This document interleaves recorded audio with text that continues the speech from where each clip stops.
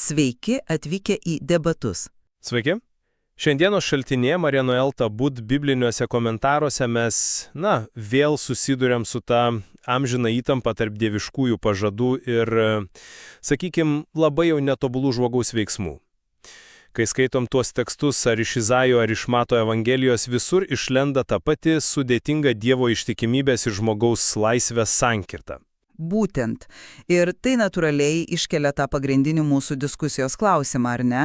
Ar dieviškojo plano sėkmė galiausiai priklauso, tik nuo nepalaužamos Dievo ištikimybės, kuri tokia galinga, kad įveikia bet kokias mūsų klaidas.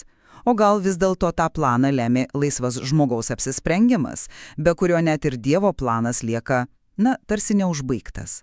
Aš ginsiu idėją, kad Dievo ištikimybė yra ta pagrindinė pamatinė jėga. Ji užtikrina, jog jo planas bus įgyvendintas nepriklausomai nuo mūsų klaidų ar net išdavysčių. O aš laikysiuosi pozicijos, kad nors Dievo planas ir yra visoko pagrindas, jo išsiskleidimas istorijoje yra neatsiejamai, netgi sakyčiau, kritiškai priklausomas nuo laisvų žmogaus sprendimų.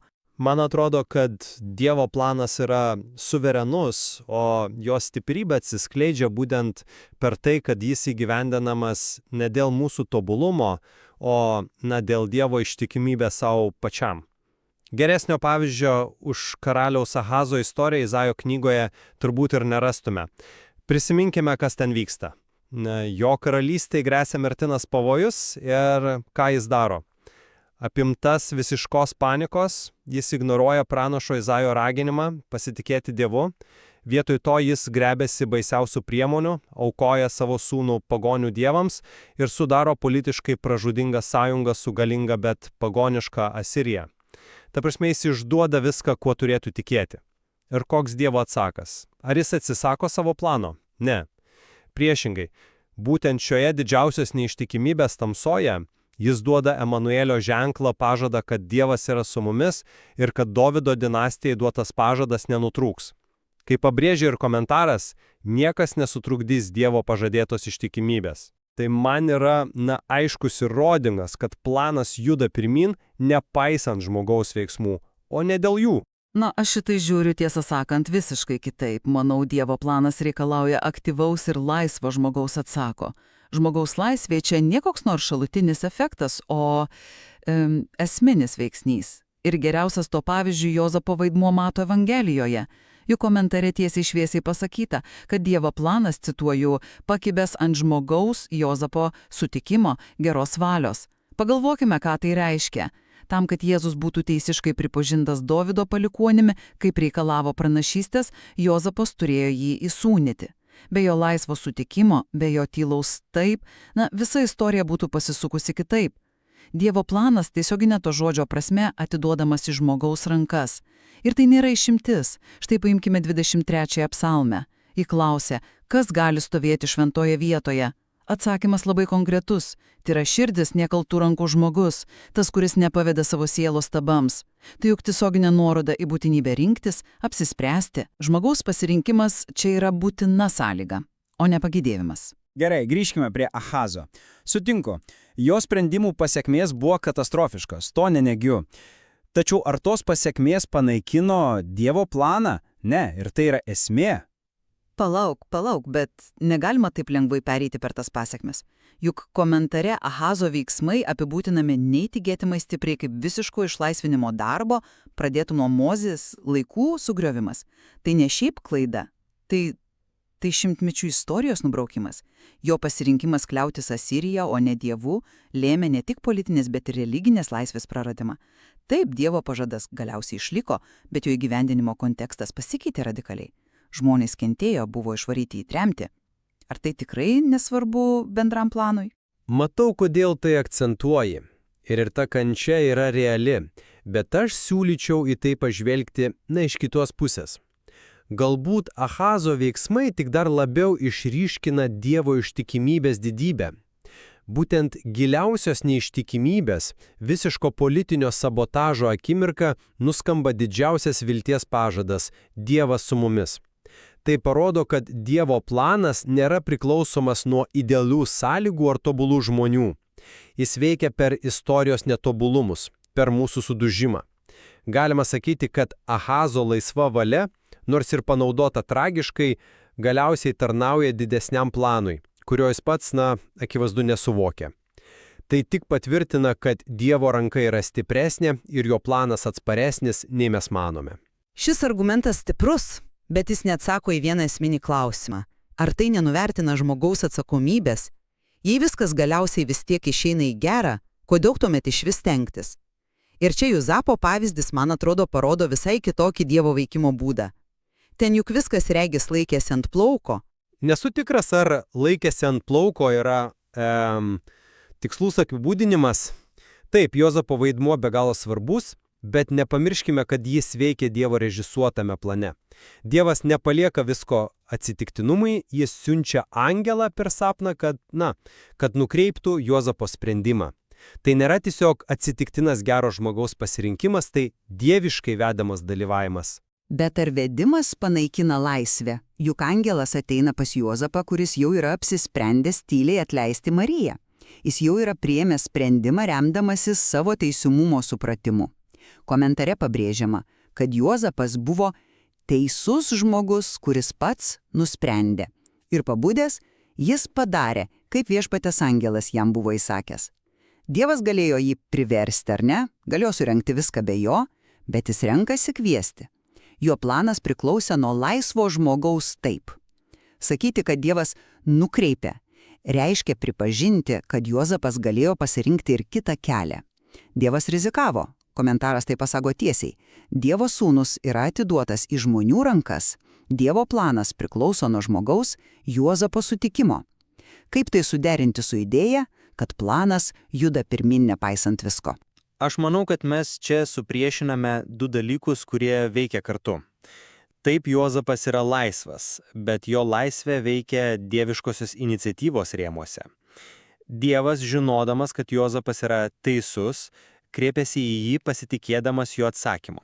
Bet iniciatyva yra Dievo. Akcentas turėtų būti ne tiek ant Juozapo laisvės pačios savaime, kiek ant Dievo veiksmo per Juozapą. Tai nėra rizika ta prasme, kad Dievas nežino, kuo viskas baigsis. Tai veikiau pasitikėjimo aktas, kuris įtraukia žmogų į planą. Galima įsivaizduoti, kad Dievo planas yra, kaip upės vaga. Ji turi aiškią kryptį ir galiausiai pasieks vandenyną. O žmogaus laisvė tai laiveliai toje upėje. Jie gali plaukti greičiau ar lėčiau, suktis ratu, net atsitrenkti į krantą, bet galiausiai srovė jos vis tiek nešlink tikslo. Upės analogija įdomi, bet ji man kelia dar vieną klausimą. Jei srovė vis tiek nuneš, kam tuomet reikalingos sąlygos? O jų atrodo yra. Štai Pauliaus laiške minama savoka tikėjimo klusnumas. O psalme, kaip minėjau, reikalauja tyros širdies ir nekaltų rankų. Kas yra tas tikėjimo klusnumas? Juk tai ne aklas paklusnumas įsakymui, tiesa? Atrodo, tai rodo, jog žmogiškas atsakas yra būtinas, kad ta srovė tave apskritai pagautų. Labai geras klausimas, nes ši savoka yra kertinė. Komentaras paaiškina, kad Pauliaus vartojamas klusnumas čia reiškia ne verškišką paklusnumą, o pasitikėjimo kupiną klausimąsi. Tai yra atsakas į gerąją naujieną, kuri jau yra įvykdyta per Kristaus prisikėlimą. Iniciatyva ir galia priklauso Dievui. Žmogaus vaidmuo išgirsti ir priimti jau duotą dovaną, o ne kartu kurti plano sėkmė nuo nulio. Panašiai ir su psalmės sąlygomis. Tyra širdis ar nekaltos rankos – tai ne užduotis, kurias reikia atlikti, norint nusipelnyti Dievo artumo. Tai veikiau apibūdinimas to, koks yra žmogus, kuris jau yra ištikomas Dievui, kuris jau atsiliepia į jo kvietimą. Komentaras paaiškina, kad tyra širdis biblinė prasme yra ta, kuri be priemaišų atsigręžia tik į Dievą, atmesdamas stabus. Bet pats šis atsigręžimas jau yra atsakęs į pirminį Dievo kvietimą. Bet aš tiesiog negaliu sutikti, kad tas priėmimas yra, antraeilis dalykas, juk tai yra laisvas aktas.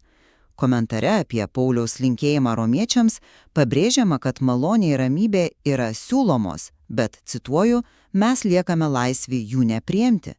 Tai reiškia, kad plano išsipildymas konkretaus žmogaus gyvenime priklauso nuo mūsų priėmimo. Dievas nesiūlo dovanos tam, kuris jos nenori. Ir tyra širdis, apie kurią kalba psalmė, yra būtent ta, kuri nesikreipia į tuščius dievus. Tai yra sąmoningas, valingas pasirinkimas, apsisprendimas. Tai nėra pasyvi būsena, į kurią patenkama, o aktyvi ištikimybė, kurią reikia palaikyti kiekvieną dieną. Mano manimu, tai rodo, kad Dievo planas nėra monolitas, judantis nepriklausomai nuo mūsų. Tai veikiau kvietimas, į kurį neatsiliepus jis lieka neįgyvendintas. Nesu įtikintas, kad tai prieštarauja mano pozicijai. Taip, atsakas yra būtinas, bet pats sugebėjimas atsakyti yra įgalintas Dievo. Plano sėkmė galiausiai priklauso nuo to, kuris kviečia, o ne nuo to, ar pakviestasis yra vertas ar pakankamai stiprus. Ahazo istorija rodo, kad planas išlieka net ir visiško atmetimo akivaizdoje. Juozapo istorija rodo, kad planas įgyvendinamas per klusnų priėmimą. Abiem atvejais varomoji jėga yra Dievo ištikimybė savo pažadui. Taigi apibendrinama savo poziciją, aš sakyčiau, kad nors Dievo ištikimybė yra nekintantis pamatas, šie pasakymai ypač apie lemiamą Juozapo sprendimą atskleidžia, kad plano įgyvendinimo būdas ir net jo išsipildymas priklauso nuo laisvo žmogaus partnerystės. Dievas pasirenka veikti per žmogaus laisvę, o ne ją apeidamas.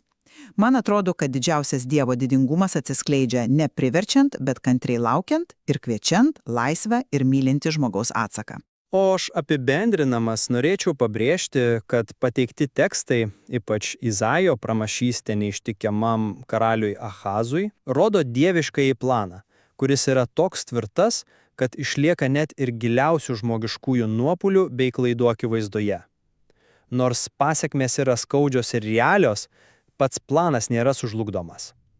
Galutinis garantas yra ne žmogaus bendradarbiavimo kokybė, o nenulstanti Dievo ištikimybė, kuri net iš didžiausios tamsos sugeba išgauti dar didesnį pažadą. Akivaizdu, kad šiuose tekstuose susidurėme su paslaptimi, kur dieviškasis planas ir žmogaus laisvė nėra tiesiog du pasirinkimai, iš kurių vienas teisingas. Tai du elementai, kurie yra neatskiriamai susipynę. Galbūt esmė ne bandyti išsiaiškinti, kuris svarbesnis, o išmokti gyventi šioje nuolatinėje įtampoje. Būtent, tai man primena šokį. Yra vedantisis partneris, tai Dievo ištikimybė ir jo planas, kuris turi aiškę kryptį. Tačiau šokis neįvyks, jei antrasis partneris, žmogus laisva valia, neatsilieps į vedimą, nepasitikės ir nepadės savo žingsnio. Reikalingi abu. Ir būtent šioje partnerystėje, šioje įtampoje tarp vedimo ir laisvo atsako ir slypi visas grožis. Ši diskusija tikrai atveria duris į plačesnius apmąstymus apie šią dinamišką santykį, kurį galima toliau tyrinėti nagrinėjant pateiktą medžiagą.